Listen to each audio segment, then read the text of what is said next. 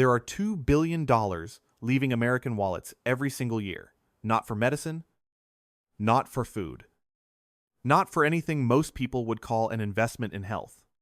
$2 billion for herbicides, selective weed killers, pre-emergent treatments spread across grass that never needed them in the first place. And at the same moment that money is flowing out, something else is happening.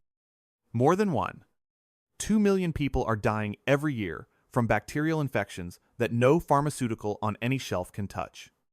Resistant, unreachable, invisible to our most powerful tools. Those two facts live side by side in our culture, almost never examined together. They should be. Because the plants we have spent generations systematically eliminating from our yards, the ones we spray, pull, curse, and smother, are among the most chemically sophisticated antimicrobial organisms that have ever grown from soil. Not in theory. In documented, peer-reviewed research. The compounds inside their leaves, roots, and cell walls can suppress bacterial strains that have rendered our most expensive pharmaceuticals irrelevant. They have been doing this quietly, persistently, and without our permission for thousands of years. Today we are walking through 12 of them. 12 weeds most of you have growing within 20 feet of your front door right now. By the time we reach number 1, you will not look at your lawn the same way again. Pay close attention to number 1. It grows in the cracks of sidewalks. It survives frost, drought, and direct chemical assault. The Anglo-Saxons believed it could defeat death itself. And it turns out they had very good reason to believe that. But hold on until we reach number 4, because what happened to a prophet in the wilderness? 3 days without food or water, left for dead in the Sinai desert. And how a plant closely related to one on this list pulled him back from complete collapse. That story carries a weight that no laboratory study can fully replicate. Number 12. Cleavers, the lymphatic whisper. Most people know this plant only as an annoyance. Gallium aparine, the sticky weed that clings to your jacket when you walk through tall grass, coating you in 1,000 tiny hooks. Monks called it cleaverwort. And in the monastic herb gardens of the 12th century, where healing knowledge was carefully preserved across generations of Benedictine brothers, it was used specifically for swollen lymph nodes, for glands that refused to drain, for the silent internal accumulations that preceded visible infection. Monks who spent their lives copying manuscripts and tending the sick didn't record things carelessly. They recorded what worked, what those monks observed, and what researchers are now beginning to examine in laboratory settings, is that cleavers contain iridoid glycosides and tannins, alongside a specific anthraquinone called asperuloside. Studies suggest asperuloside demonstrates activity against several gram-positive bacterial strains, including those associated with skin and soft tissue infections. The lymphatic application makes biochemical sense. The lymphatic system moves fluid, filters waste, and concentrates immune activity.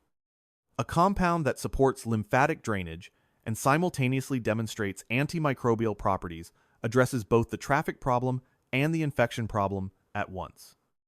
Traditional Chinese medicine independently identified cleavers as a lymphatic herb.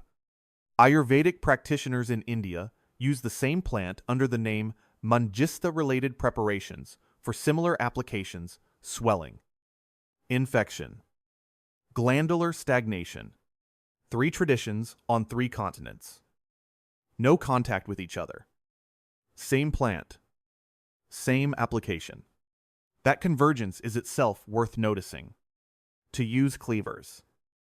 Gather young stems in early spring before the hooks harden. Press a large handful through a juicer or cold steep in water for 8 hours in the refrigerator. Do not heat it. Heat degrades asperuloside.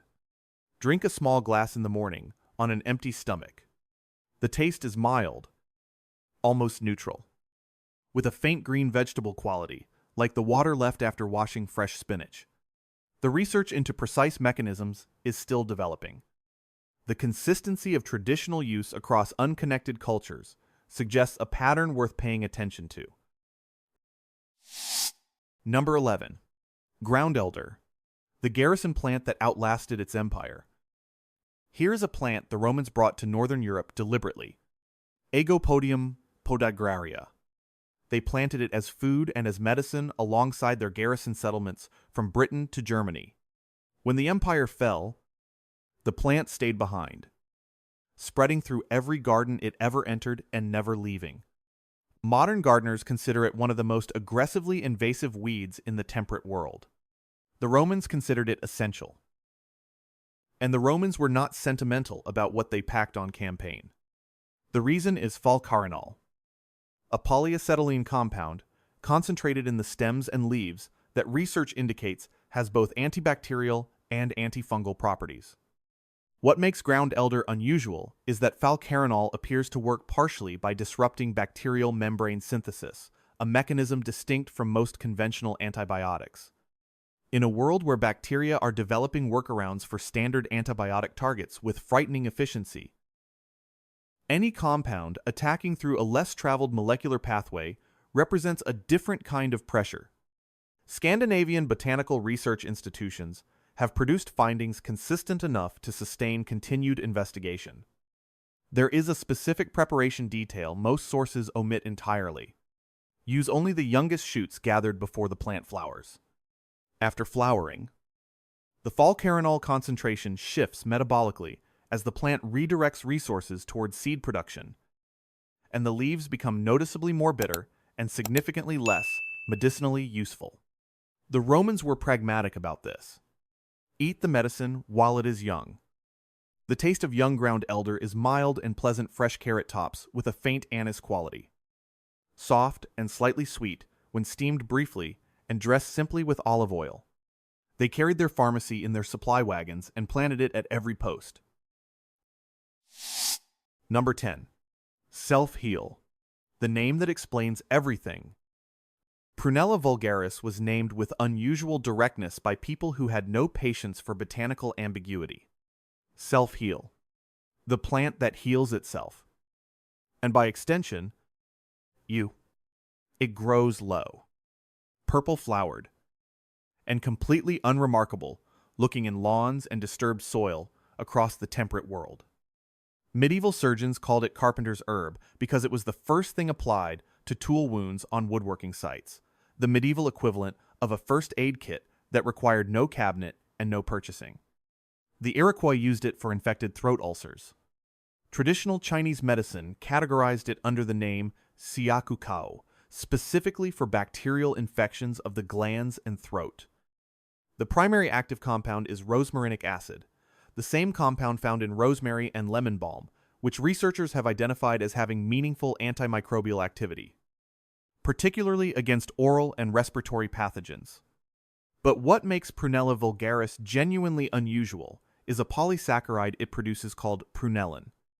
Studies suggest prunellin may interfere with the ability of certain bacteria to adhere to mucosal tissue, addressing one of the earliest steps in infection before the pathogen can establish a foothold.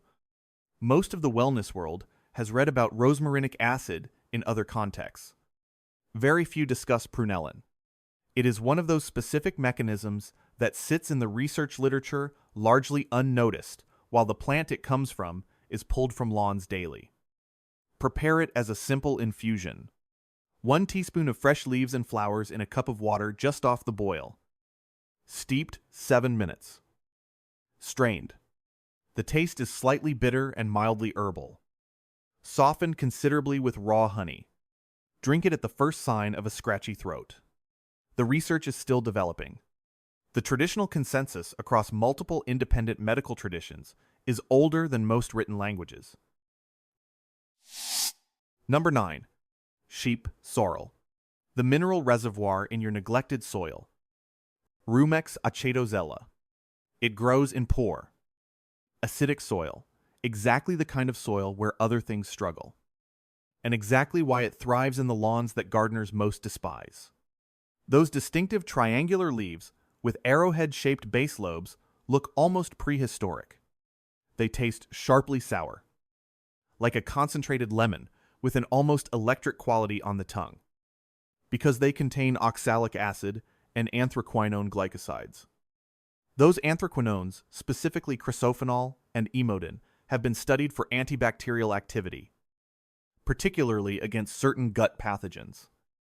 Here is what most people, including many dedicated health enthusiasts, don't know about sheep sorrel.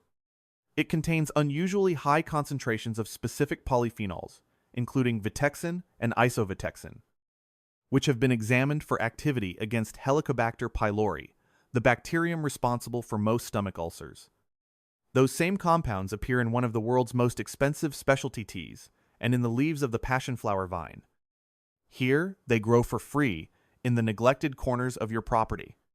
Algonquin communities used sheep sorrel medicinally for digestive infections and fevers. European folk medicine used it as a cooling herb for inflammations. Less than 1 teaspoon of dried sheep sorrel leaf provides measurable quantities of both iron and vitamin C.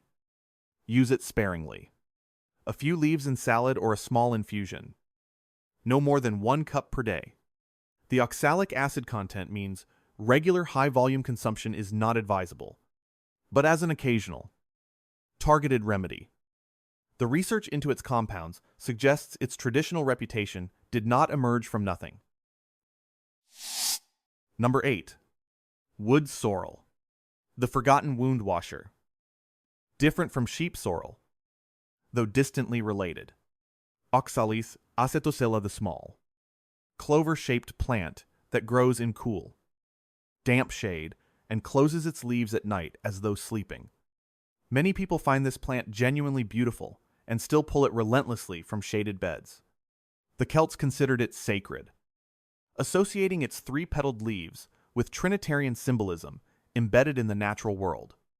Irish monks, when they carried healing knowledge through centuries of conflict and isolation, included wood sorrel in their formulations for wound washing and infection. That monastic pharmaceutical tradition was extraordinarily careful.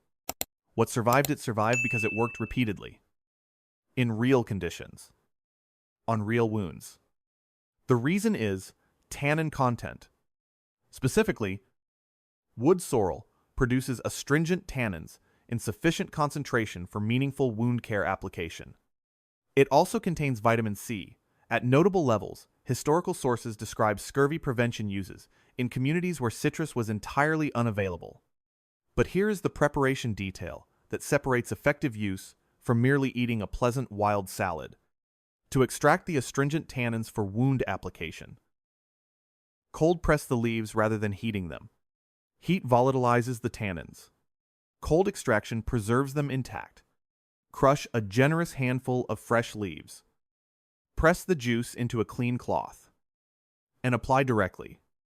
The juice is pale green, slightly viscous, and sour. Unlike its sheep sorrel cousin, wood sorrel can be eaten in moderate quantities in salads without concern. The taste is clean lemon with a cool, green finish. The Celts were paying attention. Number 7. Plantain, the bandage of God. We have arrived at plants with genuinely substantial research behind them. Plantago major and its companion species, Plantago lanceolata, the broad-leafed or narrow-leafed plantain that grows in compacted soil, along driveways, through gravel, in every neglected corner of every temperate lawn on earth. The medieval name bandage of God was not metaphor. It was instruction. The Book of Psalms speaks of the land yielding its healing herbs, a recognition embedded throughout the Hebrew Scriptures that the natural world was designed with restorative purpose built into it from the beginning. Plantain appears in the Leech Book of Bald, one of the oldest surviving medical texts in the English language, dated to the 9th century, where it is prescribed specifically for infected wounds, snake bites, and festering ulcers. The Cherokee, the Mohawk, and the Iroquois traditions, with no contact with each other and none with Anglo-Saxon England, arrived independently at the same plant for the same applications. That triple convergence across hemispheres and centuries is a different category of evidence than a single study. The mechanism involves a compound called aucubin, an iridoid glycoside with documented broad-spectrum antibacterial activity. When fresh leaf tissue is crushed and the cell walls break, enzymatic conversion begins. Aucubin transforms into catalpol, and catalpol into compounds with direct inhibitory effect on Staphylococcus aureus, including methicillin-resistant strains. The Cherokee didn't have a laboratory to know this. They had thousands of years of careful, generational observation. The research is now beginning to understand, in precise molecular language, exactly why their observations were accurate. A secondary compound, allantoin, stimulates cell proliferation and wound healing. This compound is actually used in commercial wound creams today, listed on ingredient labels, sold at pharmacy prices. It is also free, abundant, and growing through the cracks in your driveway right now.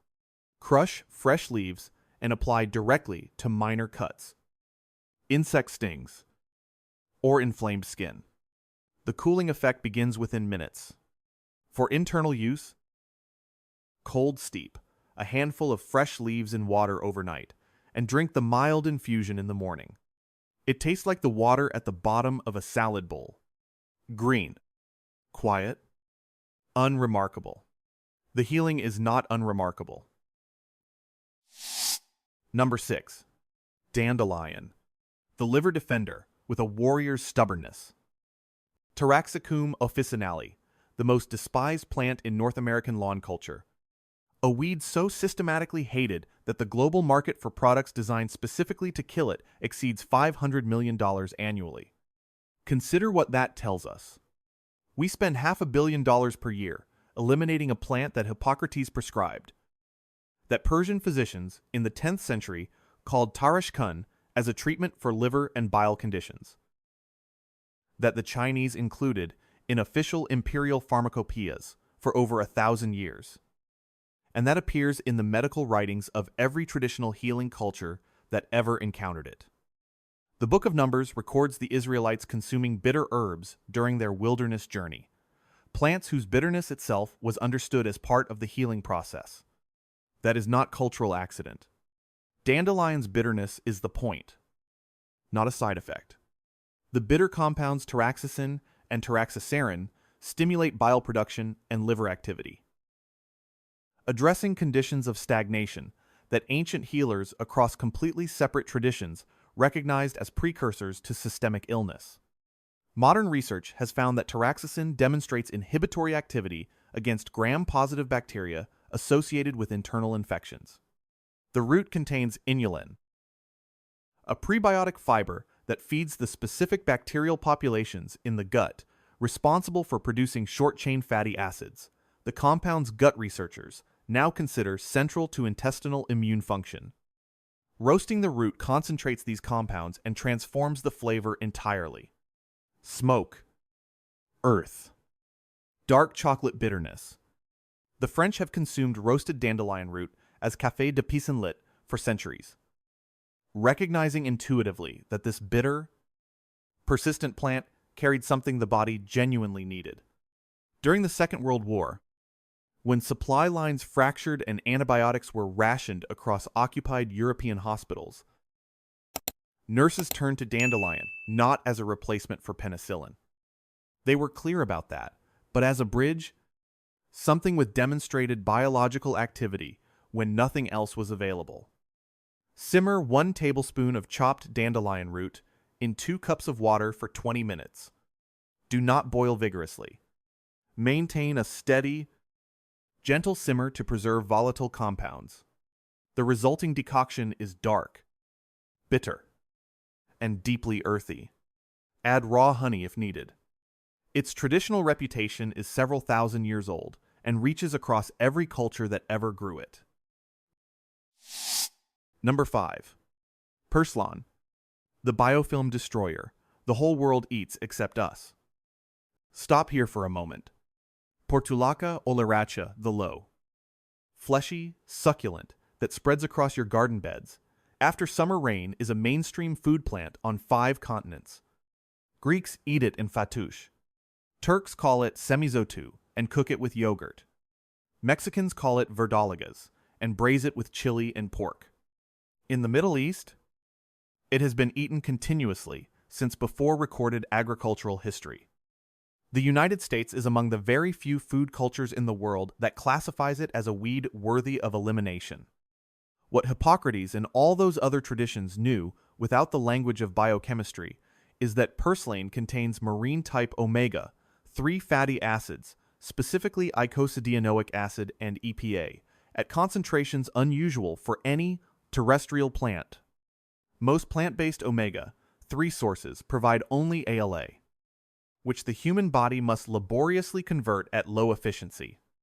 Purslane delivers EPA directly, in the same bioavailable form found in oily fish. But what makes it specifically relevant to this list is a separate mechanism.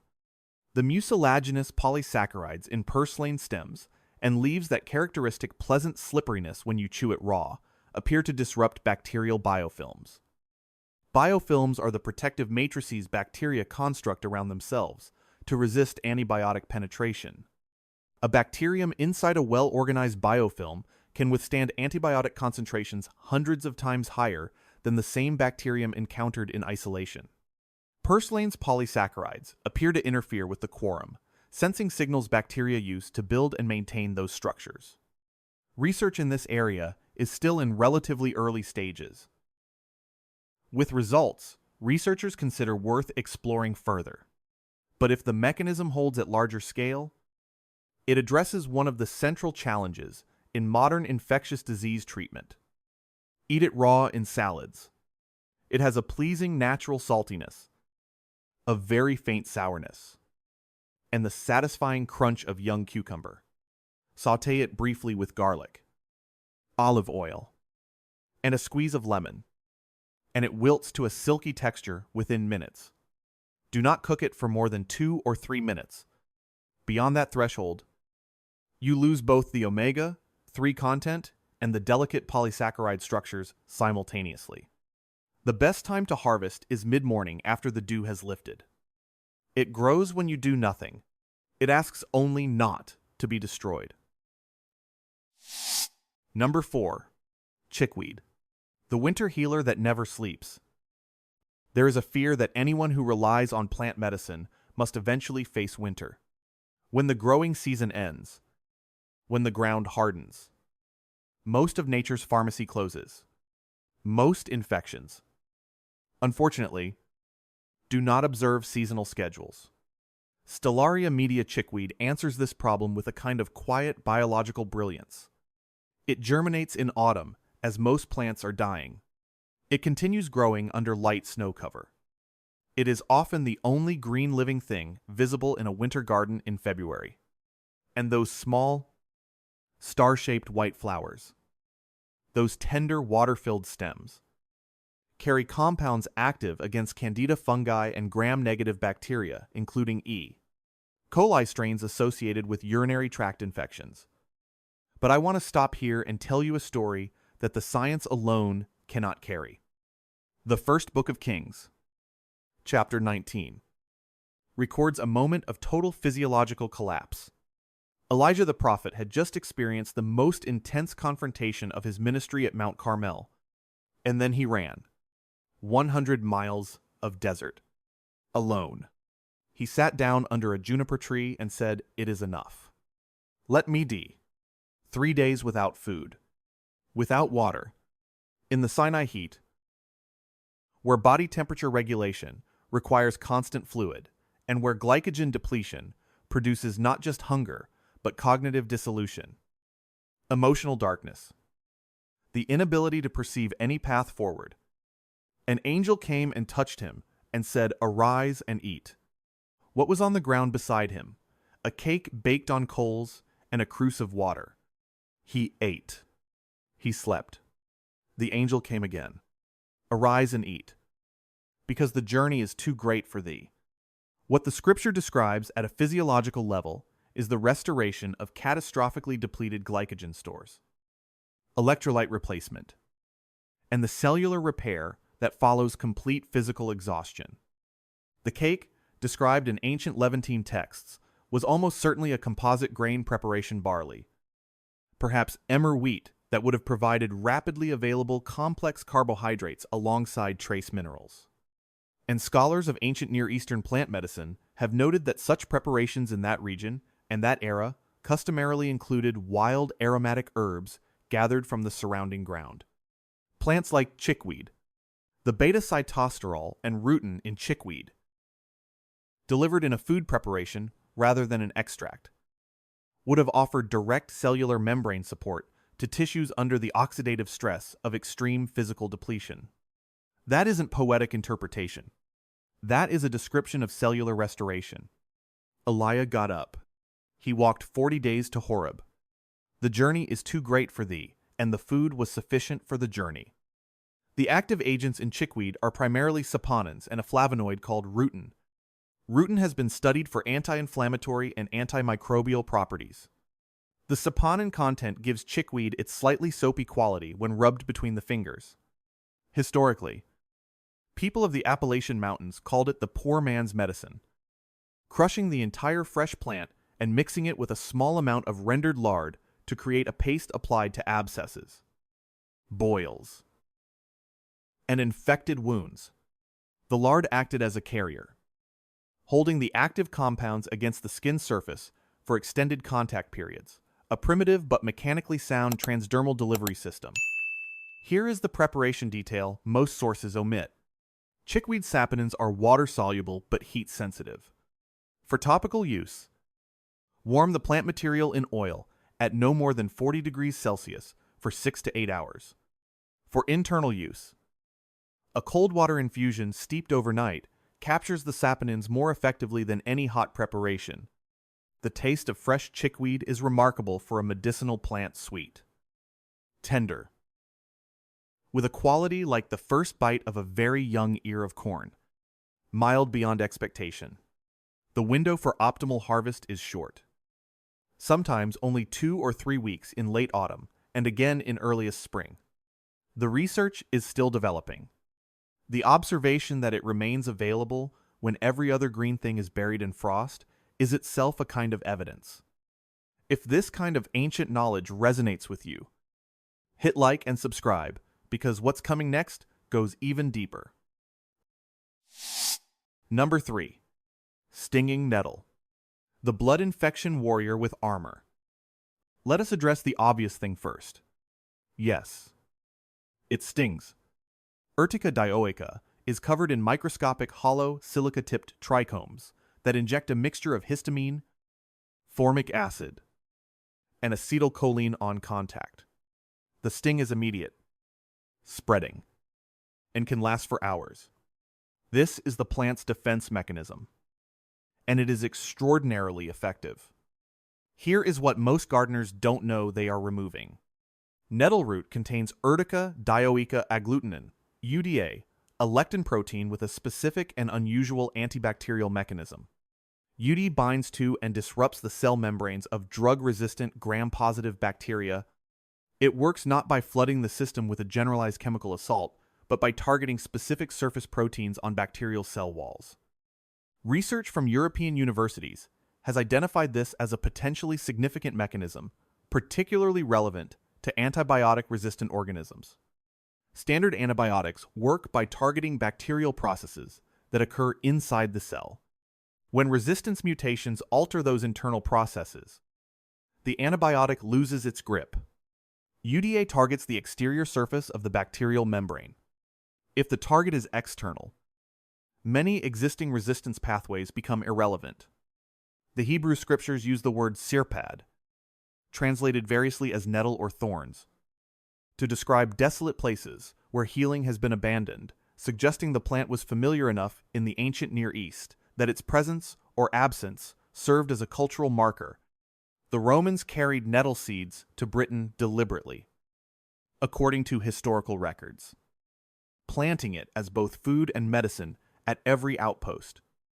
Roman soldiers documented rubbing nettle leaves on arthritic joints, a practice called urtication that modern physiotherapy has revisited, finding that the injected compounds temporarily reduce pain through mechanisms with a plausible biochemical basis. During the First World War, when British cotton supplies ran critically short, the German military wove nettle fibers into wound dressings. Nettle fiber is stronger than cotton. What those soldiers couldn't have known is that those fibers were releasing small amounts of UDA and formic acid directly into the wound environment, a passive antiseptic effect embedded in the bandage material itself. Heat destroys the sting entirely. 30 seconds in boiling water denatures the trichomes and neutralizes the formic acid. The resulting greens taste like spinach, with a deeper, earthier, more mineral character, darker, with a faint marine quality. Italians make risotto all'ortica. The Irish make nettle soup with potatoes, onion, and cream. Blanch only the young tops, the top 4 to 6 leaves, before the plant flowers in well-salted water. The nutritional profile is genuinely remarkable, higher iron content than spinach, significant calcium, and vitamin Co. As a dried root tea, prepared by simmering 1 teaspoon of chopped dried root in 2 cups of water for 15 minutes. It has been used in European herbal medicine for prostate support and seasonal allergy management, with research that some practitioners consider worth discussing with a qualified clinician. Number 2. Yarrow, the soldier's companion. A story written in blood. There is a moment in the narrative of human conflict that returns century after century, across civilizations that never knew each other existed. A man is wounded. The wound is deep, bleeding, contaminated with the debris of battle. And someone, a healer, a soldier. A woman in the field camp reaches for the same plant. Feathery leaves, flat-topped white flower clusters, an aroma like wild sage crossed with warm camphor. Achillea millefolium. The Latin binomial carries the story directly. Achillea comes from Achilles. Homer records in the Iliad that Achilles used yarrow to treat the wounds of his soldiers, staunching blood flow and preventing the infections that killed as many men as enemy weapons did. Classical sources confirm that yarrow was called herba militaris, the herb of soldiers. The Chinese included it in the I Ching as a sacred divination plant. But also, in the Shenong Benkao Jing, the divine farmer's classic of materia medica. The Navajo used it. The Norse used it. The Ojibwe used it. Every major military tradition of the ancient world seems to have arrived independently at the same plant for the same purpose. That global convergence, in contexts entirely isolated from one another, is a pattern that demands explanation. In 2018, research from the University of Thrace in Greece demonstrated that yarrow essential oil showed efficacy against methicillin-resistant Staphylococcus aureus, MRSA, in laboratory conditions, with results comparable to vancomycin, one of the antibiotic treatments of last resort for MRSA infections. The mechanism involves a combination of the sesquiterpene, lactone, achillin, the flavonoid apigenin, and several lesser-studied borneol derivatives that appear to work in concert. No single isolated compound accounts for the full effect. This is important.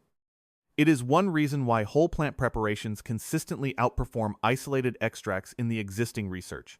The compounds are cooperative, not independent.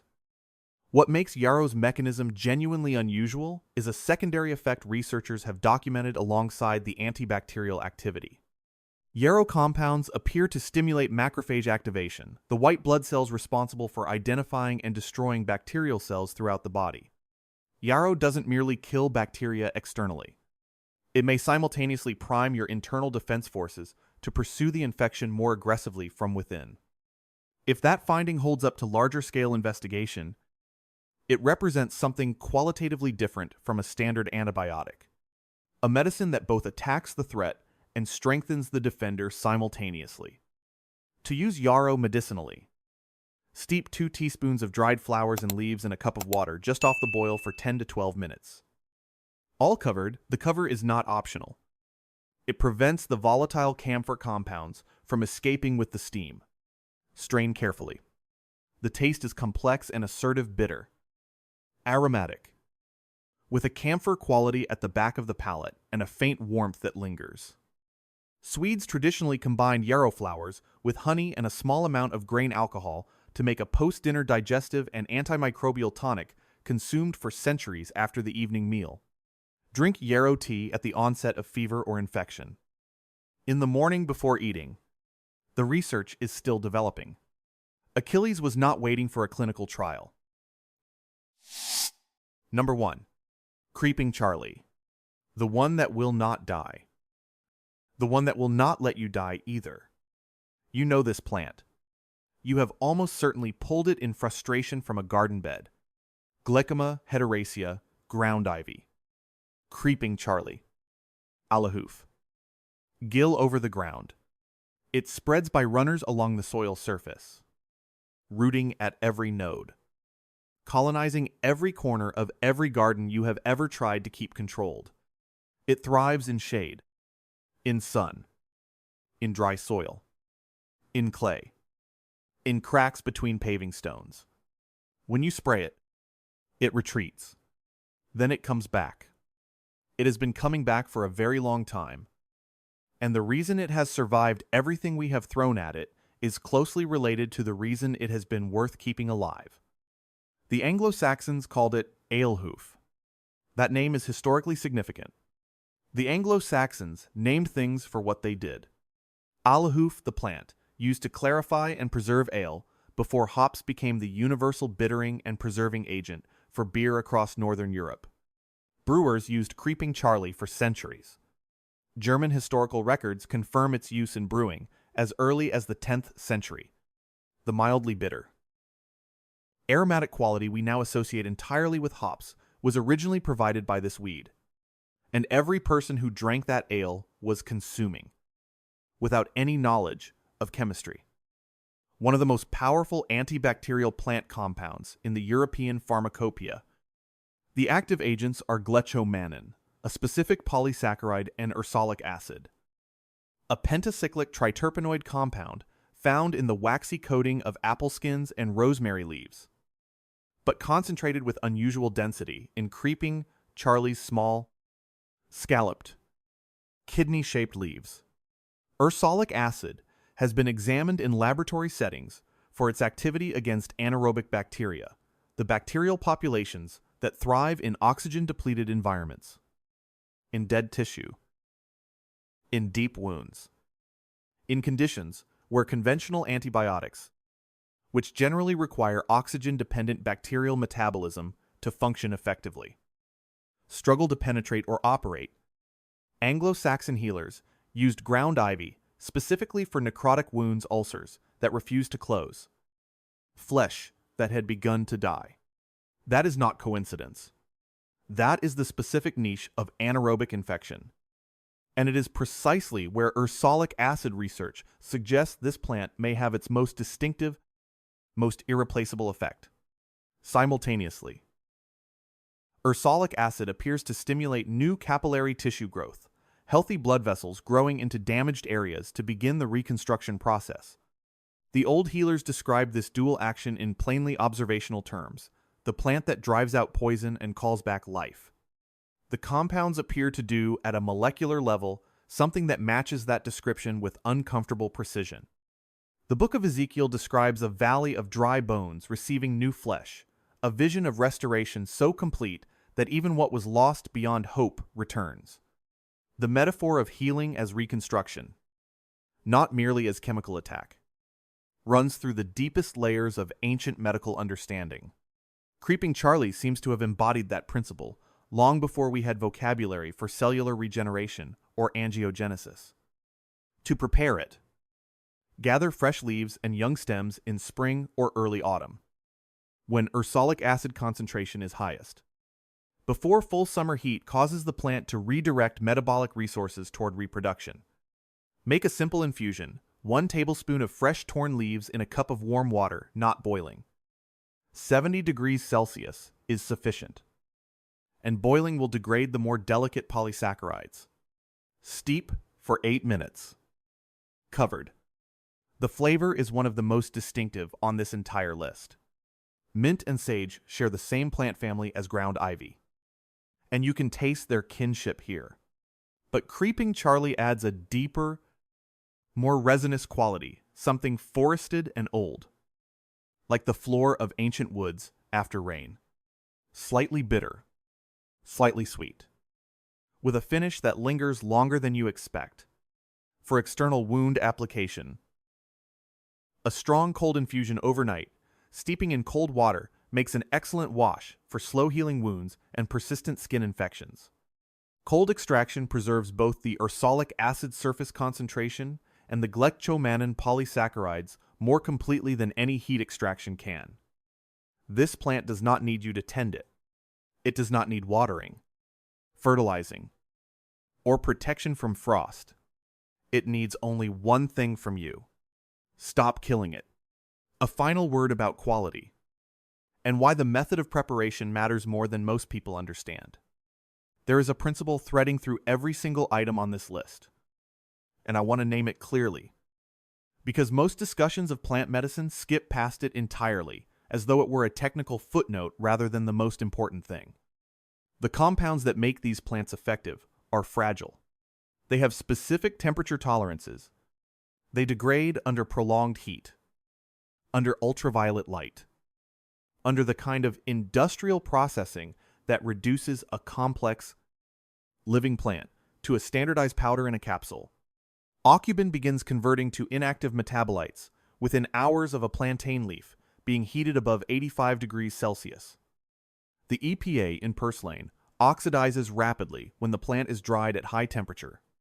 The UDA lectin in nettle root denatures above 60 degrees Celsius, which is why traditional nettle root preparations were always cold processed or taken as alcohol tinctures. Never boiled. Ursolic acid is fat solubly, not water soluble, which means a water infusion alone captures only a fraction of what the plant actually contains. The Anglo-Saxons brewed Creeping Charlie in ale and in fat-based preparations for exactly this reason, though they had no chemistry to explain why. They had something else: generations of careful attention to what actually produced results. This is the deeper question these 12 plants leave behind. How much of what we have lost isn't just the plants themselves, but the knowledge of how to work with them correctly? How many times over the past century have researchers tested a traditional remedy, found it ineffective, and declared it folklore, not knowing they used an extraction method that destroyed the very compound they were attempting to measure? The plants survived. They are still here, in your yard, in the cracks of your sidewalk, in the neglected edges of your property. They survived herbicide and frost, and 2,000 years of being underestimated. The knowledge of how to prepare them is more fragile than the plants themselves. If that question matters to you, if you believe the relationship between ancient wisdom and modern science is more complicated and more interesting than most people assume, then please like this video and subscribe to this channel. Share it with someone who still spends Saturday mornings at war with their lawn. They deserve to know what they are spending their time and money to destroy. And tell me in the comments, which of these plants is growing in your yard right now? I genuinely want to know.